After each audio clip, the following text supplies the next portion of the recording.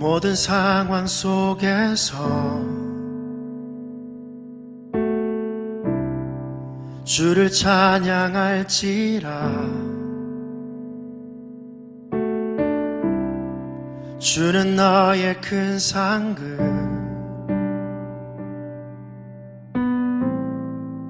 큰 도움이시라. 주의 얼굴 구할 때 주의 영을 부으사 크신 사랑 안에서 주를 보게 하소서. 내 영혼이 확정되고 확정되어 싸우니 믿음에 눈들어 주를 바라봅니다. 내 영혼이 확정되고 확정되어 싸우니 믿음에 눈들어 주를 바라봅니다.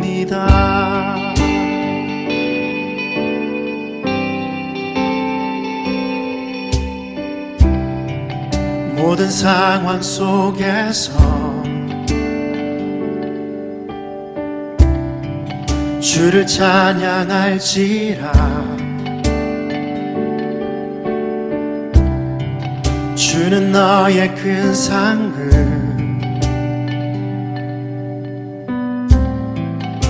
큰 도움이시라. 주의 얼굴 구할 때 이 시간 주의 영을 부으사 크신 사랑 안에서 주를 보게 하소서. 내 영혼이 확정되고 확정되어 싸우니 믿음에 눈들어 주를 바라봅니다.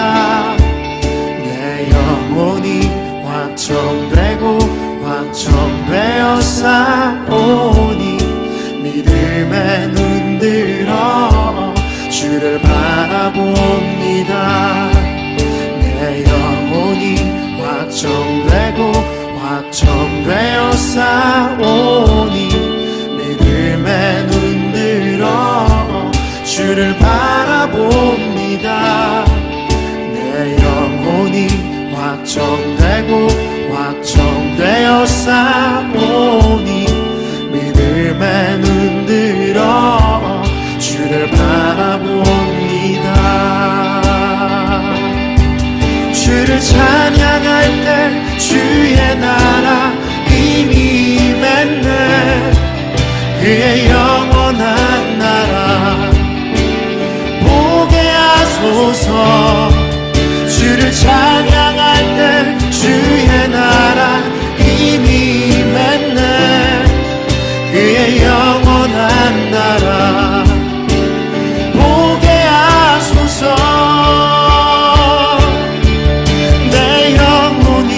확정되고 확정되어 싸우니 믿음에 눈들어 주를 바라봅니다.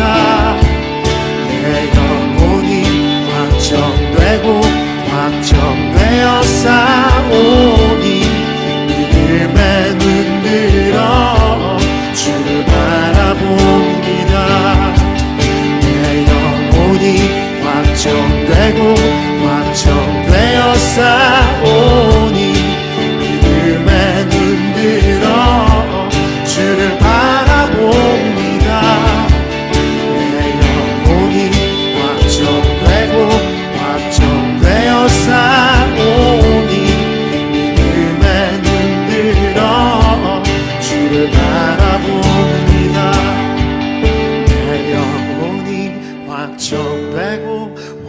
확정되어 싸우니 믿음에 눈들어 주를 바라봅니다. 내 영혼이 확정되어 싸우니 믿음에 눈들어 주를 바라봅니다. 내 영혼이 확정되어 싸우니 믿음에 눈들어 주를 바라봅니다. 내 영혼이 확정되어 싸우니 믿음에 눈들어 주를 바라봅니다.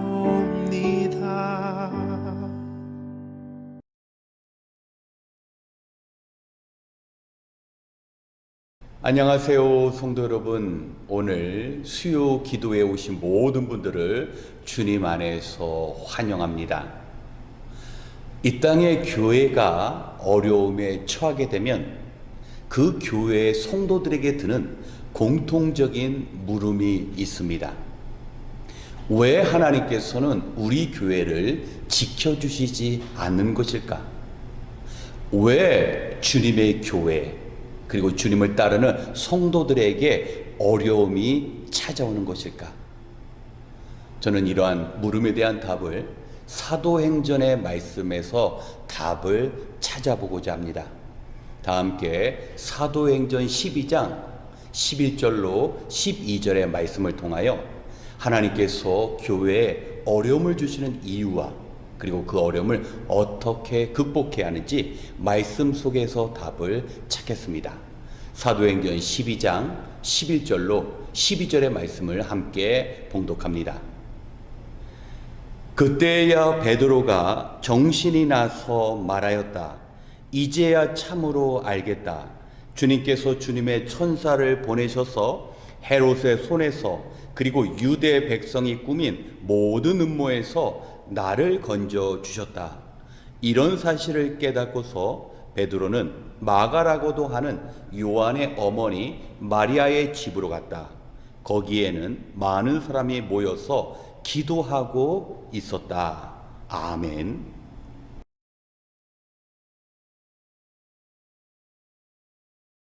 초대 교부인 터툴리아는 순교자의 피는 교회의 씨앗이라고 말하였습니다.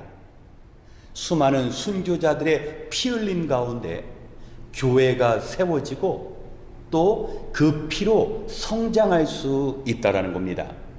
오늘 본문에도 핍박 가운데 있는 순교자의 이야기가 기록되어 있습니다. 헤롯은 이스라엘을 다스렸지만 그는 유대인이 아닌 에돔 족속이므로 왕이 될 수가 없었습니다.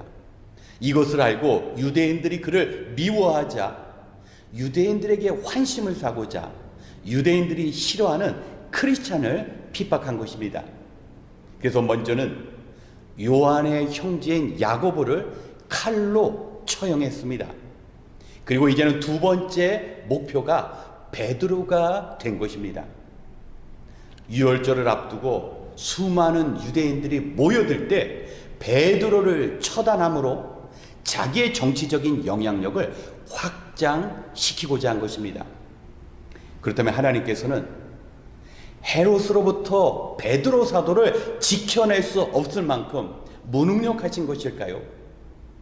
오늘날 많은 교회들이 어려움을 당할 때 하나님께서는 교회를 지켜주실 수 없기 때문에 교회가 그런 고난을 당하게 되는 것일까요? 그렇지 않다라는 겁니다.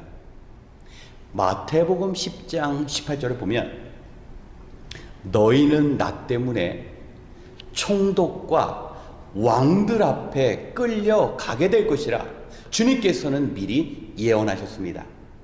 지금 베드로 사도가 헤롯에게 잡혀서 옥에 갇히게 된 것은 베드로가 주님의 제자이기 때문에 당연히 당하는 고난이라는 겁니다. 그렇기 때문에 우리 역시 주님의 일 하다가 어려움을 당하면 그것은 우리가 주님을 따르는 제자라는 것을 증명해내는 것입니다. 베드로를 옥에 가둔 헤롯은 4명이 한 계조가 되어서 4계조로 베드로를 감시했습니다. 그의 손에는 쇠사슬이 묶여 있었고 그 옆에 간수가 있었고 또 옥 밖에도 그를 지키는 병사들이 있었습니다. 그런데 베드로를 처형하기 전날 하나님께서는 천사들을 보내셔서 환한 빛 가운데 베드로를 깨우게 하였습니다. 그리고 그의 손에 쇠사슬이 풀리고 옥의 문이 열렸습니다. 그리고 감옥 밖에 있는 철문이 열렸습니다.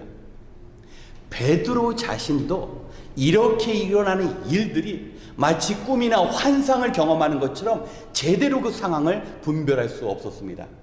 그런데 그가 자유의 몸이 되었을 때 그는 비로소 하나님께서 천사를 보내셔서 이러한 기적을 베푸셨다라는 것을 알게 되었습니다. 베드로는 이때 마가 다락방으로 달려갔습니다. 그곳에서는 자신을 위하여 기도했던 많은 성도들이 있음을 통하여 베드로가 옥에 갇혀 있었을 때 교회의 성도들은 베드로를 위하여 그리고 이 땅의 교회를 위하여 한 마음으로 뜨겁게 기도했다라는 사실을 이야기하는 것입니다. 사랑하는 성도 여러분, 하나님은 왜 교회에 고난을 주십니까? 왜 하나의 고난이 사라지면 또 다른 고난이 파도처럼 밀려오는 것입니까? 그것은 먼저는 교회가 한 마음으로 기도하라는 것입니다. 사실 어려움이 없으면 우리가 뜨겁게 기도하는 일이 쉽지 않습니다. 우리 인간의 연약함을 아시는 하나님께서는 환난의 때에 함께 하나님께 간절히 기도하라고 어려움을 주시는 것입니다. 두 번째 이유는 무엇입니까? 바로 고난 가운데 하나님의 역사하심을 경험하기 위하여 하나님은 친히 고난을 허락하신다라는 겁니다. 베드로가 감옥에 갇혔을 때 베드로는 그가 경험한 일들을 교회 성도들에게 나누었습니다. 그리고 교회 성도들은 그 헤롯의 핍박 가운데 예루살렘을 떠나며 이방 선교를 앞장서는 그들 역시 능력의 사역자들이 되어서 오늘 저와 여러분이 구원을 받을 수 있는 이 일들을 위하여 그들도 순교자의 피 흘림으로 교회를 세웠다라는 겁니다. 사랑하는 성도 여러분, 교회 안에 어려움이 찾아올 때는 기도해야 할 때입니다. 또한 그 기도를 통하여 하나님께서 어떻게 도우시고 구원의 일들을 행하시는지 온몸으로 깨달을 수 있는 그야말로 기회 중에 기회라는 것입니다. 우리는 환난을 만날 때 절망하거나 낙심할 이유가 없습니다. 한 마음으로 기도하되 신실하신 하나님을 향한 그 믿음을 가질 때 하나님께서 교회를 통하여 일하시는 그 일들을 우리가 확인할 수 있는 것입니다. 그러기에 오늘 우리는 피를 흘리는 순교자는 아니지만 교회를 위하여 희생하고 헌신하는 순교자적인 삶을 살아갈 때 우리 교회가 성장할 수 있습니다. 우리 교회를 향하신 하나님의 뜻이 이루어지되 하나님의 그 능력의 기적의 일들이 우리 교회 가운데 이루어지는 것입니다. 그렇기 때문에 우리는 기도해야 합니다. 주님의 이름으로 모여 교회를 위하여 기도하지 않으면 이 고난 가운데 우리는 넘어질 수밖에 없습니다. 그러나 한 마음으로 기도하고 우리가 주님을 향한 그 믿음을 저버리지 할 때 하나님께서 우리와 함께 하시고 우리를 도우시는 구원의 역사가 우리 교회 가운데 이루어질 줄 믿습니다. 오늘 말씀 붙잡고 어떠한 어려움이 우리 교회 가운데 찾아온다 할지라도 기도함으로 하나님의 구원의 능력을 경험하시는 저와 여러분이 되시길 주님의 이름으로 축원합니다. 함께 기도하겠습니다. 언제나 신실하신 하나님, 오늘도 주님의 말씀을 들으며 한 주를 보내게 하시니 감사합니다. 바라옵기는 바쁘고 분주한 우리의 일상의 삶 속에서 우리 자신과 주님의 교회를 살피는 영의 눈을 허락하여 주시옵소서. 이 시간 우리가 교회를 통하여 복음으로 구원을 얻고 교회 안에서 신앙의 공동체를 이룰 수 있는 것은 순교자의 피 흘림과 성도의 고난 때문임을 기억하게 하여 주시옵소서. 초대교회로부터 오늘 우리의 교회를 통한 고난의 역사가 지금까지 이어오고 있음을 깨닫게 하시고 늘 기도하는 성도로 살아가게 하여 주시옵소서. 하나님, 기도 없는 우리의 열심이 되지 않게 하여 주시옵시고 말씀 없는 헌신이 되지 않도록 우리를 깨우쳐 주시옵소서. 기도하지 않을 때가 교회와 성도가 가장 연약할 때이며 말씀 없는 위험한 헌신이 되지 않도록 주의 지혜를 허락하여 주시옵소서. 이제 한 마음으로 기도하는 시간입니다. 주님께서 베풀어 주신 은혜를 기억하며 주님의 방법으로 가정과 교회를 세우는 간구의 시간이 되게 하여 주시옵소서. 교회가 한 마음으로 기도할 때 염려와 걱정으로 무거워진 마음에 참된 위로가 임할 줄 믿습니다. 우리의 신앙생활하면서 참으로 답답한 현실 속에 주님 함께 기도함으로 새로운 길을 열어 주시옵소서. 오늘 이 시간 우리가 함께 기도할 때 우리 자신과 세상이 변화될 줄 믿사오며 언제나 우리와 함께 하시는 예수님의 이름으로 기도드렸습니다. 아멘.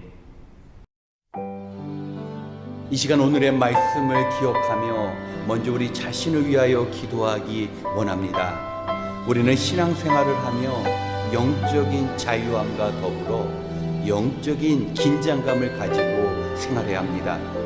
복음 안에서 진정한 자유를 누리며 살아가되 원수마귀 사단이 우리를 늘 넘어뜨리고자 유혹하고 시험함을 잊어서는 안 됩니다. 때문에 늘 깨어 시험에 들지 않도록 기도하라는 우리 주님의 말씀을 가볍게 여겨서는 안 됩니다. 우리가 한번 영적으로 승리했다고 해서 계속 승리한다라는 보장이 없습니다. 한번 은혜 받았다고 그 은혜가 평생 지속되는 것도 아닙니다. 우리는 날마다 은혜를 공급받아야 합니다. 우리가 받은 은혜의 시간이 지나면 또 새로운 은혜를 필요로 합니다. 우리가 어려움을 처할 때, 교회 가운데 환난이 찾아올 때 낙심하고 절망하는 것이 아니라 오히려 우리가 주님을 따르는 제자이기에 주님처럼 고난을 당하고 있음을 기뻐해야 합니다. 오늘 말씀처럼 고난을 통하여 일하시는 하나님께 쓰임받는 성도와 우리 교회가 될 수 있어야 합니다. 이 시간 주님 베풀어 주시는 은혜를 통하여 고난을 이겨내고 하나님의 뜻을 이루어갈 수 있도록 먼저 우리 자신을 위하여 기도하겠습니다.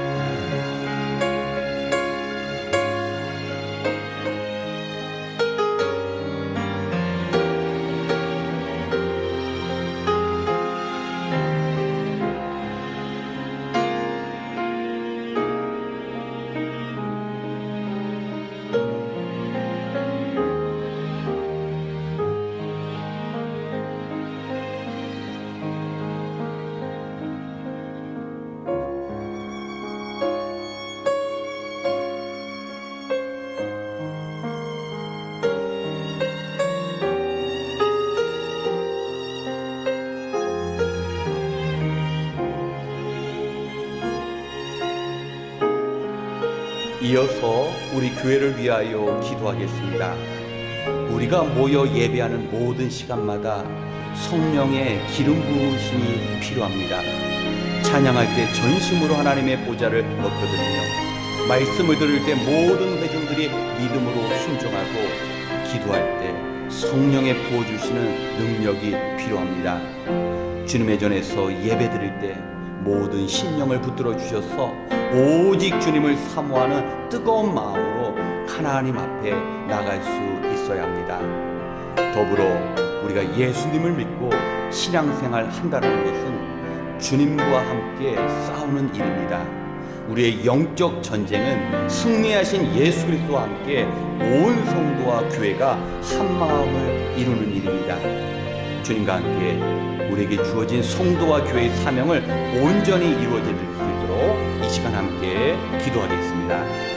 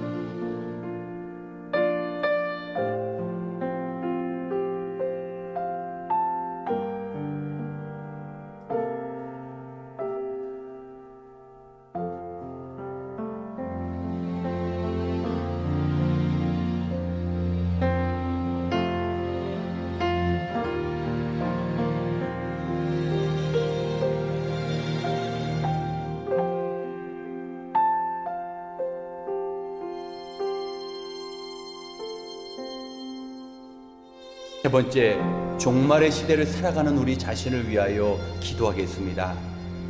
하나님께서는 세상에서 일어나는 일들을 통하여 우리에게 말씀하실 때가 있습니다. 러시아의 우크라이나 침공으로 두려움과 어려움을 겪는 이 상황 속에서 이스라엘과 팔레스틴 전쟁이 시작되어 우리는 더 힘든 고통의 시간을 맞이하게 되었습니다. 하지만 예수님께서 이 시대 가운데 우리에게 말씀하신다라는 사실을 우리가 알아야 합니다. 성경을 읽어보면 주님께서는 마지막 때에 견디기 어려운 환난이 임한다고 하는데 바로 우리가 살아가고 있는 지금의 세상이 그러한 어려움의 세상입니다. 우리가 영의 눈으로 세상을 볼 때 주님께서 곧 이 땅에 오실 것을 알고 준비하게 됩니다. 하지만 세상 사람처럼 먹고 마시고 시집가고 장가가는 일에만 전념한다면 주님께서 다시 이 땅에 오실 때 우리는 감당 못할 고난을 당하게 됩니다. 이 시간 우리가 마지막 때를 경고하는 성경 말씀과 세상에서 일어나는 일들을 바라보며 지혜롭게 주님의 오심을 준비할 수 있도록 함께 기도하겠습니다.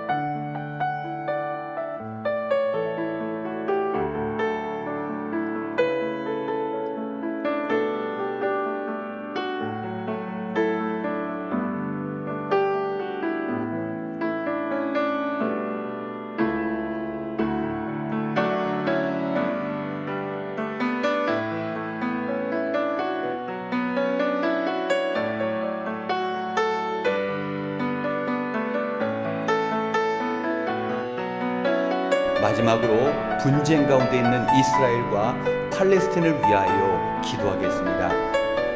지금의 이스라엘 상황은 어느 누구도 정확히 그 앞날을 예측할 수 없습니다. 하지만 성경은 전쟁은 하나님께 속해 있다고 말씀하십니다. 지금 이 전쟁을 통해 모든 사람들이 이 땅을 향한 하나님의 뜻을 알고 하나님께 돌아와야 할 때입니다. 특별히 지금의 재난과 고난으로 고통받는 모든 사람들이 평화를 누리며 회복되어질 수 있도록 우리가 기도해야 합니다. 이스라엘과 가자 지구의 복수와 증오가 사라지고 그곳의 주민들 모두 안전하게 보호받고 위로받을 수 있도록 그리고 그들의 눈과 마음이 온전한 구원자 예수님께만 향할 수 있도록 우리가 함께 기도한 이어 개인 기도 시간을 갖겠습니다. 함께 기도하겠습니다.